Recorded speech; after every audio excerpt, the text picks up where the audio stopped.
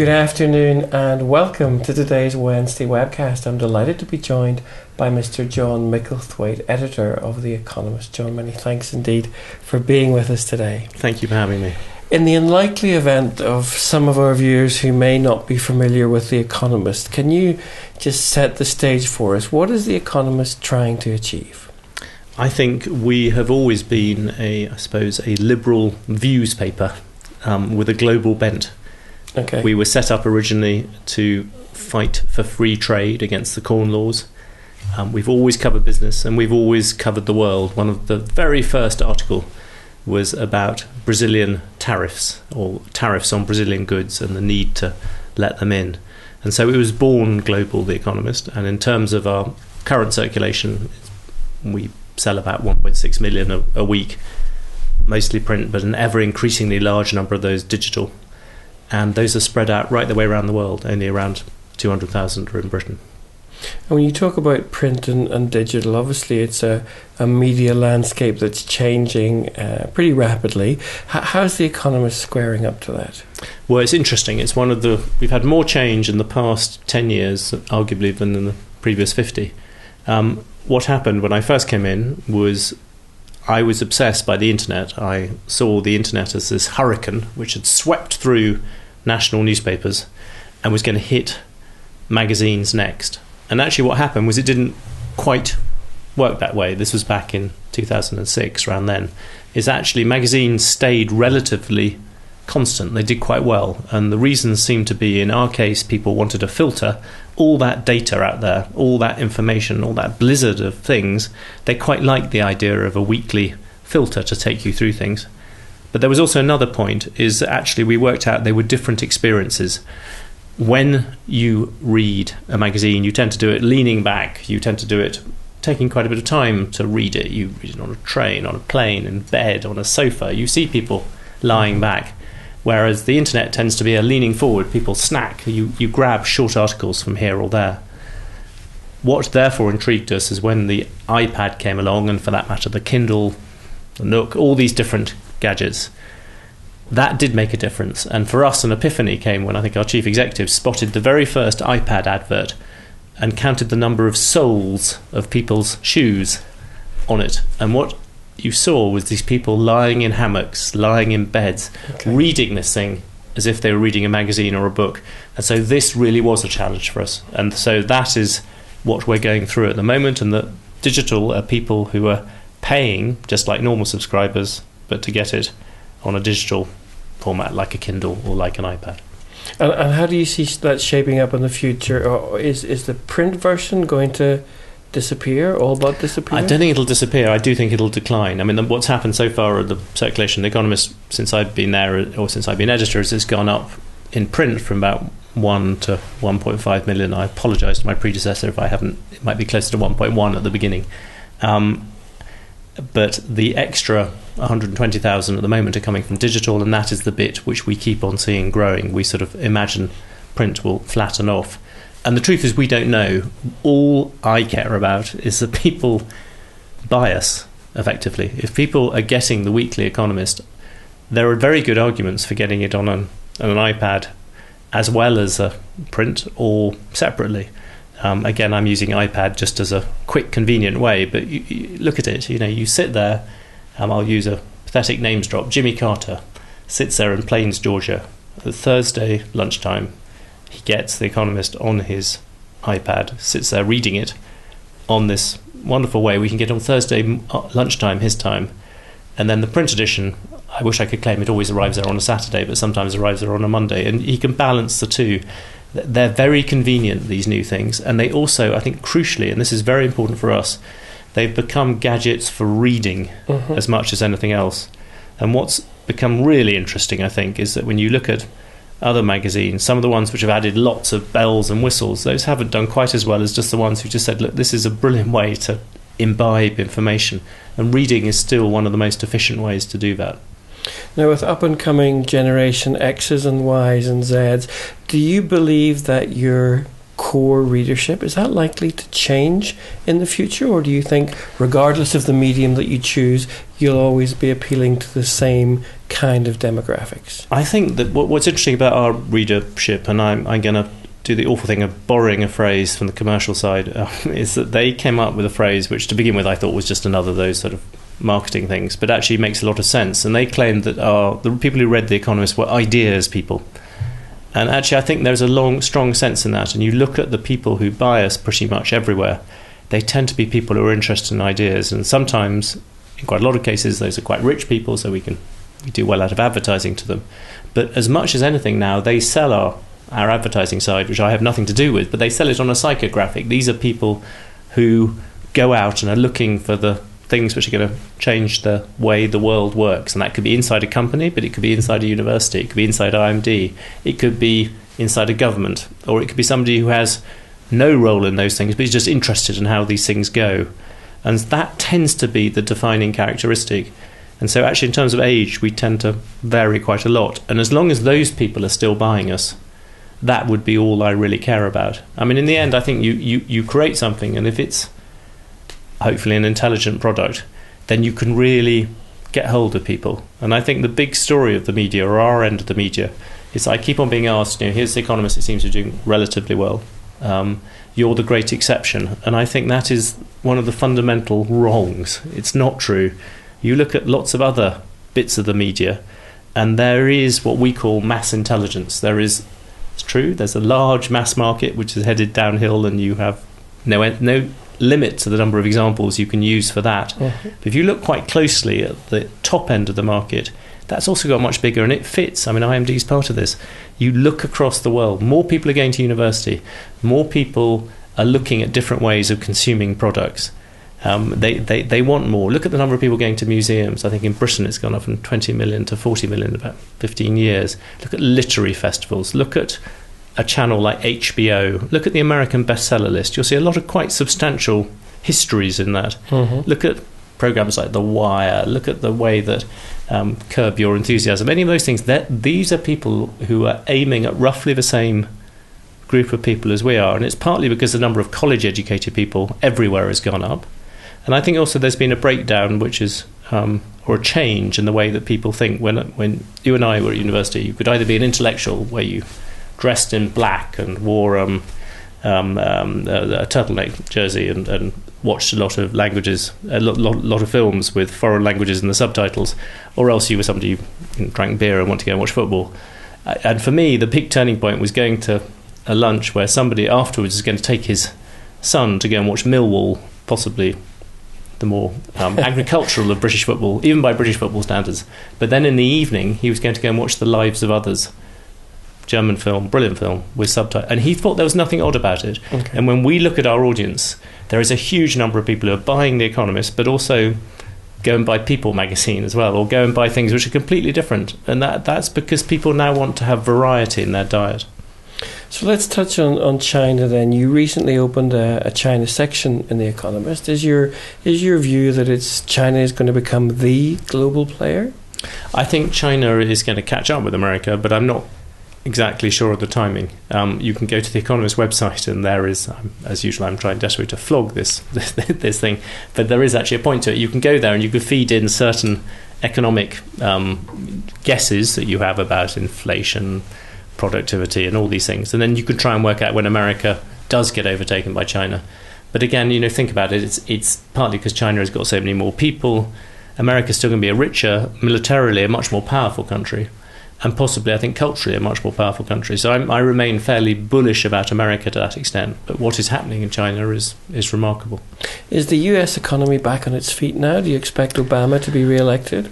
I think the US economy is sort of struggling back to its feet. I think a lot of the way in which we look at the West's economies at the moment is, I suppose, determined by the suppositions we had going in. And I think far too many people thought this was just a normal recession, which you go down and you come out again. And all the evidence of history is completely against that. This is a balance sheet recession. It's a credit crunch. It's the type of debt-laden recession you only get every now and again. And the evidence from history is those take 6 or 7 years to recover from. I don't think America's massively out of kilter on that. In fact, I think that's a reason for optimism. Europe's got horrific problems of the sovereign debt crisis, which is messing up its recovery. But again, it's maybe not too far off. Britain maybe not too far off either. So America's economy, I think, is not exactly bounding ahead, but it isn't doing too badly against what you should have expected. Whether that is good enough to get Barack Obama re-elected, we'll see. Okay, you touched there on Europe. Greece is obviously featuring in your weekly Economist. Do you expect Greece to leave the euro? I think it's now so close, it's hard to say. You can change your mind that almost every day. At the moment, I would still marginally expect Greece to stay in. A lot of clever people think exactly the opposite. And the reason being is I think actually the gains that Greece would get from coming out would be immensely painful. It would take them a long time to realise the sort of gains that other countries which have moved out of these things have done. And I think for the rest of Europe it would cause, until they get a proper firewall, until they get some version of a banking union, some version of Eurobonds, all the things Angela Merkel is crawling towards at the moment, until they get some kind of protection for the other places, then all that Greece does is it sets off contagion in other bits. And that, I think, is still a big worry. Where do you see that contagion spreading? We've seen Spanish bailouts. Is Italy next? How do you see that spreading? I think Spain and Italy are the big ones. You can look at the other one. Portugal is not great. Cyprus is not great. And Greece. But you only have to do the numbers on Greece. To be basic about it, the Germans could deal with Greece all by themselves and barely notice it. It's to do with the contagion and where it goes. And Spain is very big, and Italy is immense in that way. And what seems to be happening at the moment is Angela Merkel, to some extent, is playing a game of chicken. She's pushing these people to do more reforms, and she has a logic to it, a logic which I disagree with, that she thinks on the first hand she needs to keep pushing this to keep reform going ahead, and secondly I think she thinks that she can at the last moment always save it. She can always pull it back by committing everything behind it, and I question that second bit. That's the bit which is beginning to worry me increasingly, is that each time that Germany half agrees to another half rescue of something, I think it makes a little bit of difference to its credibility with the markets. So when you do come to that moment when you have to commit behind everything, which I think pretty much everybody agrees at some time will have to happen, if there's any doubts in investors' minds about the full sincerity of what Germany is doing, then that makes it much more difficult. I mean, she's a difficult woman to argue with, Angela Merkel. She's achieved a lot, actually, in some ways, in terms of how some economies have begun to change. But the current push towards austerity, we think, is too hard. And some people would argue that the bailouts, demanding enormous economic effort, but essentially maybe little more than a sticking plaster. Well, the problem about the bailouts is every time they've done it, they've always done it with such qualifications and difficulties. I mean, it's amazing. It's been going on for 3 years now, and if you go back and look at previous editions of The Economist, the sort of numbers we were talking about, which would be needed to scare off the markets 2 years ago, now seem like pennies. They really were small. But each time, each unsuccessful attempt to do the bailout, each time you do that, you begin to spook the markets more and more and more. And the less you manage to get the whole engine going again, the more other banks run into trouble.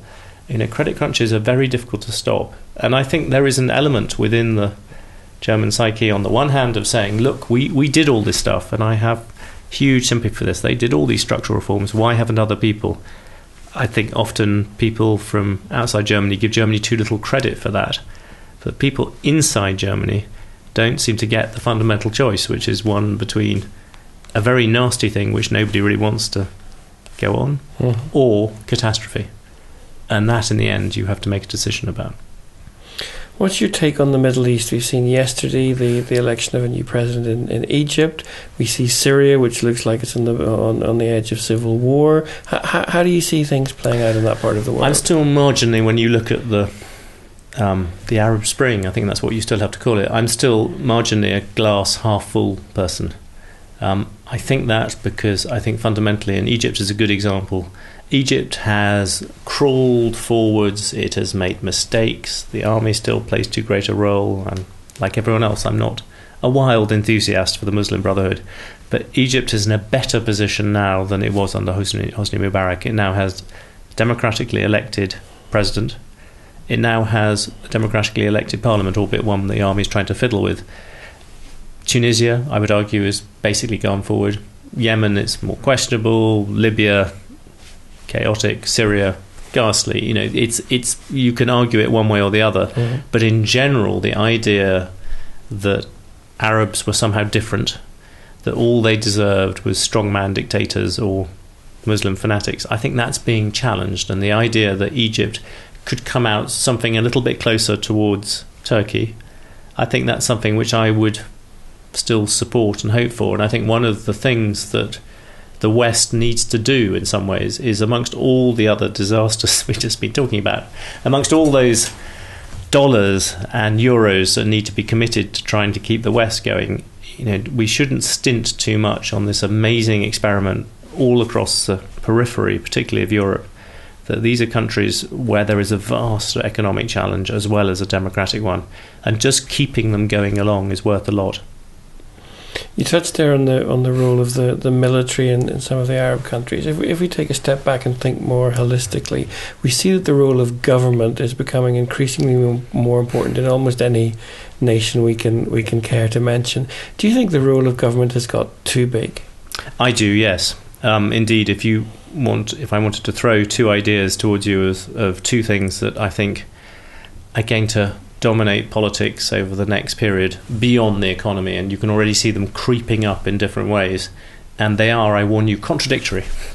The first is what you say, is government, which I strongly believe that actually government just has got too big. It is still too inefficient. It is still miles behind the private sector by any measure. I keep on looking at government and being reminded of that era when Ford used to own the fields on which grazed the sheep whose wool went into its seat covers. Government tries to do too much all itself. You know, you can have a health service, but you should buy in from private providers. It's more efficient. And by the same token, you have wildly different performances. You no longer, when you buy a car nowadays, you get in the car, you might look at some cars are better than others, but they all work. You go to an education system, you go to health, you can end up with dramatically different variances between one area and another, albeit usually with ones with exactly the same sort of people going in. The public sector has just not been through that process the private sector has done. And so I think something has to happen on the government also because of the debt crisis and demography. You know, we have the pensions problem. We have to do something. Something will happen to do with government. That is one big sort of forecast. Mm-hmm. On the other hand, I think there's also a problem with inequality, which goes in exactly the opposite direction. That everyone I talk to, every politician at the moment, inequality is usually the second biggest issue after the issue of the immediate economy. And there, I think, there is resentment against the rich. There is a sense that if the drive against government, you want to bash bureaucrats, the drive against inequality, you want to bash the rich. And I can put lots of arguments forward. I can say, look at the emerging world. If you add that in, basically globally inequality has come down. I can say, doesn't really matter how much better some people are doing than others, as long as all the boats are rising. You can come up with various arguments like that, but as a political journalist, when you go and see leaders at the moment, this is something which really concerns them, really matters to them, and you sense that that is not sustainable in exactly the same way as big government is not sustainable. So you have a choice. Mm-hmm. Are we going to end up bashing bureaucrats or bashing bankers? Or maybe bashing both. Yeah, I think that's possibly the most likely answer. So to wrap up today, for our viewers watching today who are listening to the editor of The Economist, you've talked about some of the trends, what are the economic areas that should be on my radar screen for the next 12 to 18 months? Well, actually, I think, oddly, what we've just talked about, the government issue, I think that becomes actually a source of great economic potential to some people. If you buy the idea that something dramatic is going to happen to the state fairly soon, then that begins to open up lots of possibilities for businesses to come in and do things often much, much more efficiently and to make money out of doing it. And that is something which people are going to get pushed towards. I think another place which continues to pile ahead actually at the moment is Africa. Africa is doing pretty well, all things considering. And we will see now, if there is yet more sluggishness in the West, how much of that is driven by commodities. But you keep on, we keep on getting reports. Look at the stories in The Economist on places like Nigeria, or look at the not just us, look at other bits of the press. That there seems to be much more of an entrepreneurial spirit in Africa, and where that is going, I think that is really, really interesting.